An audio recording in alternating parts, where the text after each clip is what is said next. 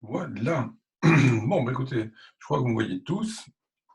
Je vais essayer de vous faire le petit corrigé, sachant ma foi que l'affaire s'est avérée bien compliquée et que pour l'instant, ce que j'ai fait, c'est que je suis parvenu à soulager le cas et à pas faire beaucoup mieux que le soulager. Alors, les urologues disent que, à un certain âge, une vessie de lutte elle se transforme en gruyère, c'est-à-dire qu'à force d'avoir une vessie qui contracte, ça fait des sortes de déhiscence, ça fait plein de diverticules et il n'y a plus de muscle vésical. Donc le pronostic à la clé, c'est de se retrouver avec une sonde à demeure, avec peut-être dans les mois qui suivront, disons des nouvelles techniques qui permettent de mettre une sorte de ressort dans la prostate pour pouvoir libérer les urines. Mais la question est quand même plus d'évoquer ce qu'on a comme suggestion de médicaments entre nous, et c'est là que ça va devenir très intéressant. J'ai beaucoup apprécié vos contributions. Je vais tâcher de partager mon écran et de mettre sur le Firefox. Donc ici, avec mon petit Firefox, je vais commenter vos commentaires. Alors, Apis, douleur brûlante, oui, mais il faudrait qu'on ait quand même un patient qui ait un désir d'air qui soit très marqué. Je n'ai pas ici d'autres considérations pour Apis.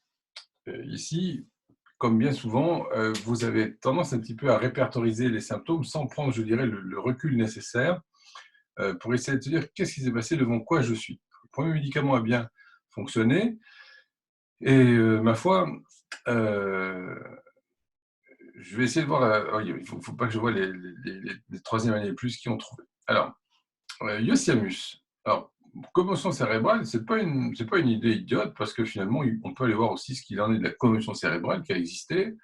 Agitation la nuit, vessie, paralysie après s'être retenu trop longtemps. C'est un remède que j'ai volontiers donné à ce patient qui, qui tendrait, je dirais, à le calmer un petit peu. Parce qu'effectivement, c'est quelqu'un qui psychote volontiers, si on peut prendre le langage familier. Donc, à voir, mais à garder dans un peut-être en réserve.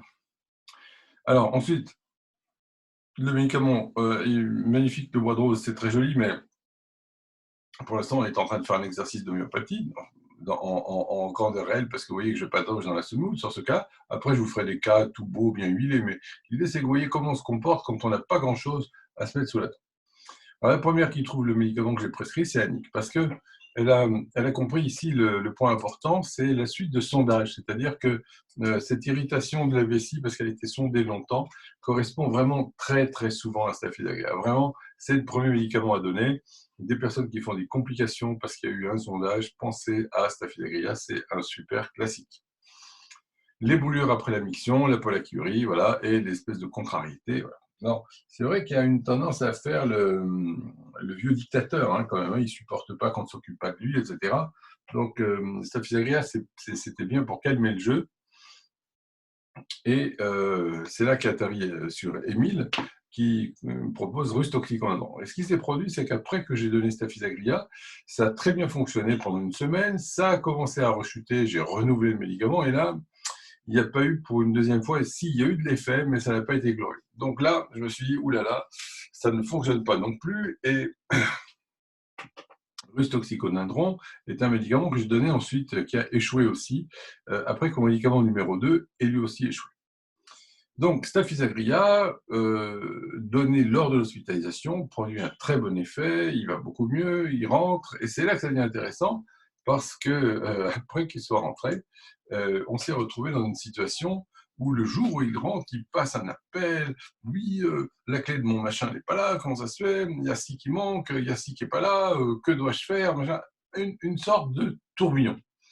Ça a toujours été quelqu'un d'extrêmement agité, angoissé, mais là, c'était un tourbillon incroyable. Il n'a pas arrêté de courir dans tous les sens. Donc là, je me suis dit, bon, il a un syndrome de rétrécissement du canal lombaire qui est clairement documenté et qui était opérable. Donc, ce médicament que je lui ai donné, en numéro 2, lui a totalement transformé le pronostic. Il a pu trotter sans problème avec ce médicament. Donc, j'en reviens à nos commentaires ici, pouf, il y a eu personne, je crois, qui m'ait proposé. Alors, Rustox, à voir, parce que l'amélioration pour le mouvement, c'est une chose, mais sur quelqu'un qui est agité mentalement, Rustox, en général, et c'est là que je me suis fait planter comme Émile, c'est qu'ils ont cette espèce de douleur ici, de douleur là, il n'y a aucune bonne position, c'est insupportable.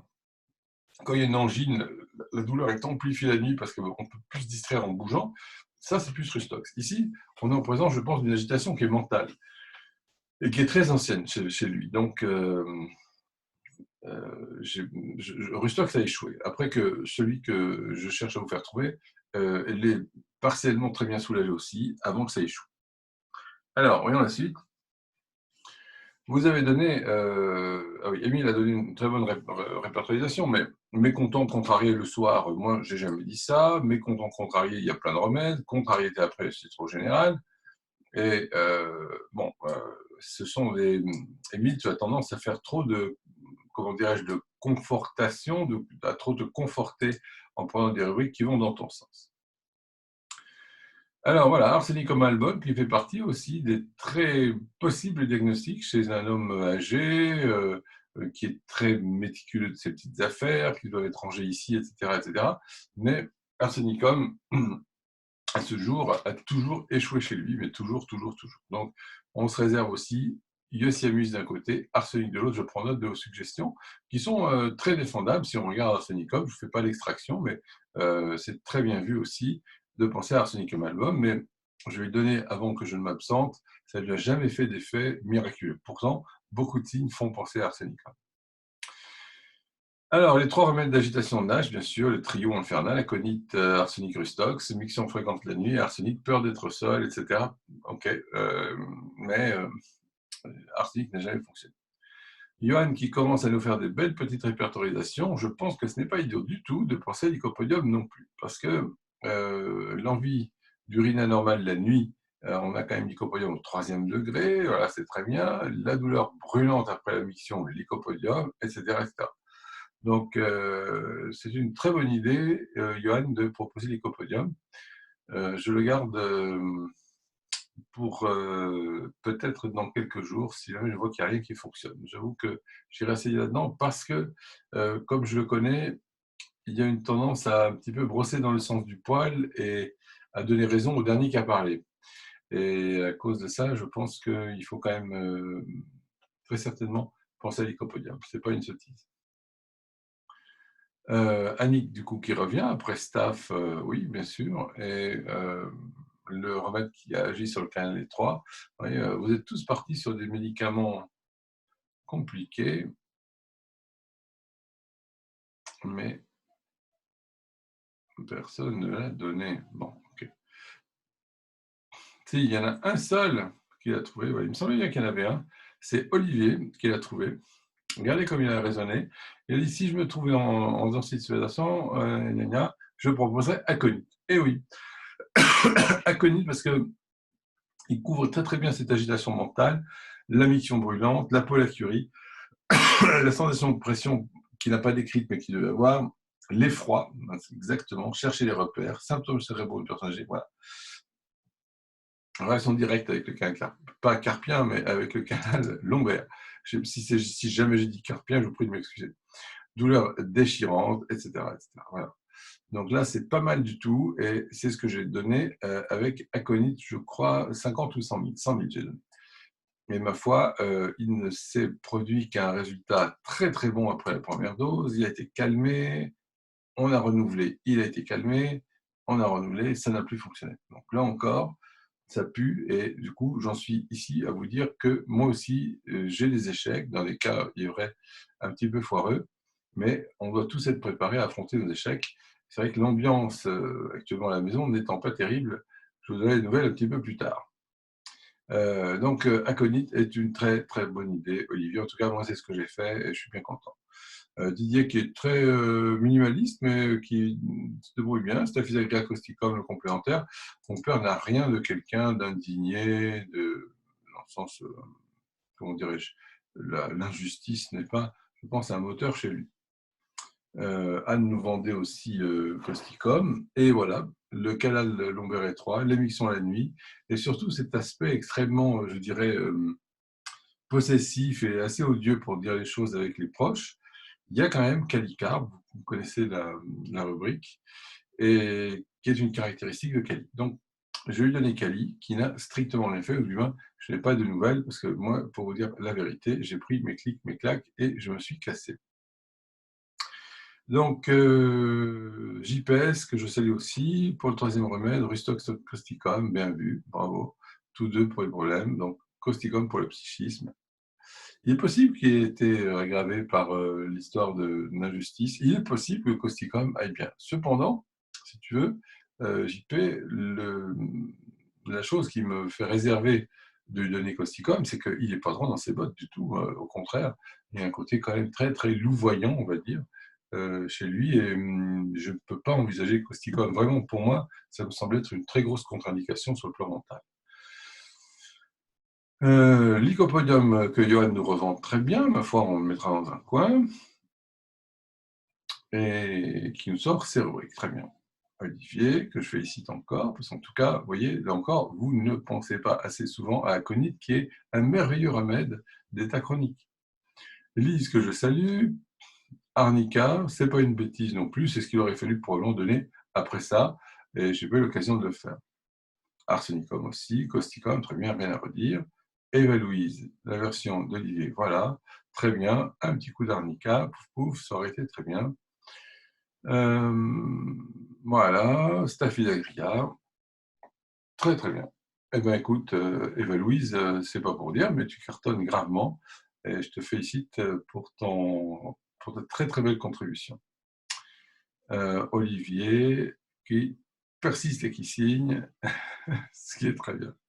Écoutez, sincèrement, je suis très très fier de vos contributions qui sont toutes très convergentes. Et une fois de plus, c'est sur quoi je voudrais insister et conclure, c'est que ce qui est vraiment merveilleux, c'est de se dire que maintenant vous êtes coulé dans un moule homéopathique d'organon qui fait que vous êtes capable de donner un raisonnement cohérent, construit et qui se défend très bien. Alors, il y a certainement des éléments qui m'échappent chez mon père, et vous voyez, toute la difficulté, c'est de soigner les gens qui vous sont trop proches. Et je suis resté ici sur un échec. Donc, en gros, j'ai pu apporter, on va dire, une quinzaine de jours d'amélioration. Et là, on est reparti. Voilà. Là-dessus, vous savez, c'est toujours très difficile à gérer parce que vous n'êtes pas du tout le capitaine qui vous mène le bateau. En d'autres termes, si ça fonctionne, on va vous dire, bah, écoutez, ça a fonctionné, tant mieux. Si ça rate, on va vous crucifier parce que vous n'êtes qu'un sale con d'homéopathe. Et entre les deux, vous allez avoir une multitude, pour ne pas dire une myriade de gens qui vont se faire fort de lui expliquer que, mais oui, à son âge, c'est pas un problème, et qu'il faut mettre une sonde, et qu'il faut écouter l'urologue, qu'il faut faire ci, qu'il faut faire ça, etc., etc. Donc, en fait, vous, vous êtes en train de ramer littéralement à contre-courant. Donc, je pense qu'il est prudent que je me retire de toute proposition de traitement, parce que, là encore, il y a toute une atmosphère, je dirais, familiale qui ne se prête pas du tout à ce que je puisse travailler dans des conditions favorables. Donc, ce cas, pour vous apprendre finalement pas mal de choses, et notamment la manière dont il faut savoir se retirer des fois sur la pointe des pieds, même quand il s'agit de votre propre père, parce que vous êtes condamné à ne pas y arriver. Voilà, c'est pour vous montrer un peu les subtilités de la médecine, et surtout comment, ne me croyez pas infaillible, j'ai pu faire que soulager, et je garde grâce à vous en réserve probablement un petit coup de lycopodium, ça serait quelque chose de pas idiot. Voilà.